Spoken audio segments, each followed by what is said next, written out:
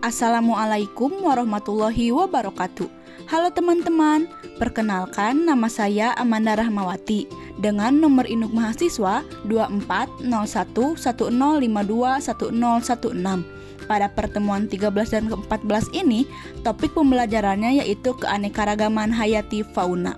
Pada video pembelajaran kali ini, materinya yaitu ayo mengenal keanekaragaman hayati fauna di Indonesia.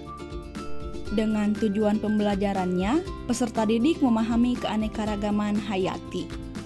Pada materi yang pertama yaitu pengertian keanekaragaman hayati. Keanekaragaman hayati adalah variasi semua bentuk kehidupan di bumi, mulai dari tingkat genetik, spesies, sampai ekosistem. Variasi yang dimaksud mencakup berbagai macam flora dan fauna yang hidup di darat dan di laut, termasuk mikroorganisme serta proses ekologis yang mendukung keberlangsungan hidup makhluk hidup. Selanjutnya yaitu manfaat keanekaragaman hayati. Yang pertama sebagai penyediaan sumber daya. Yang kedua sebagai penyaringan dan penyimpanan karbon.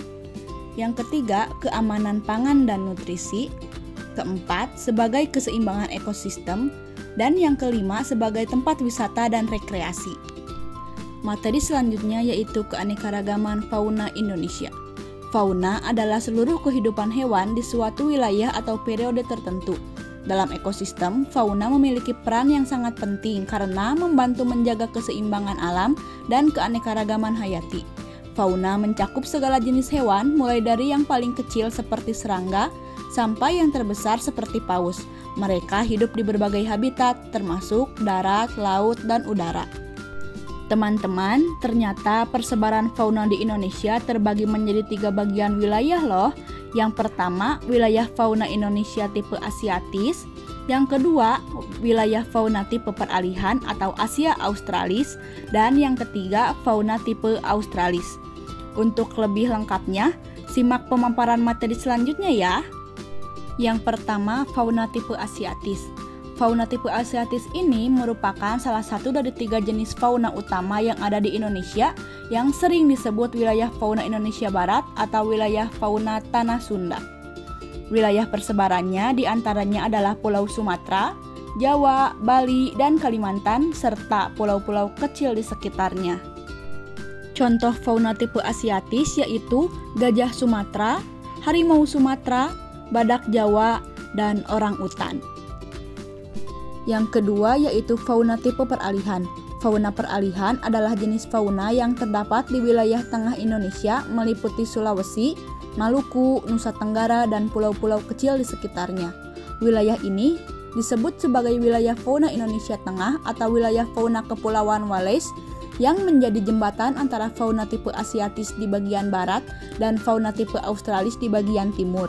Nah, teman-teman, contoh fauna tipe peralihan diantaranya komodo, anoa, dan babi rusa. Yang ketiga yaitu fauna tipe Australis. Fauna tipe Australis adalah kelompok hewan yang banyak ditemukan di wilayah fauna Indonesia Timur atau wilayah fauna Tanah Sahul. Wilayah fauna Indonesia bagian timur dibatasi oleh garis Weber dengan wilayah fauna Indonesia bagian tengah. Contoh fauna tipe Australis yaitu walabi. Jika dilihat dengan sekilas, walabi ini mirip dengan kanguru loh teman-teman.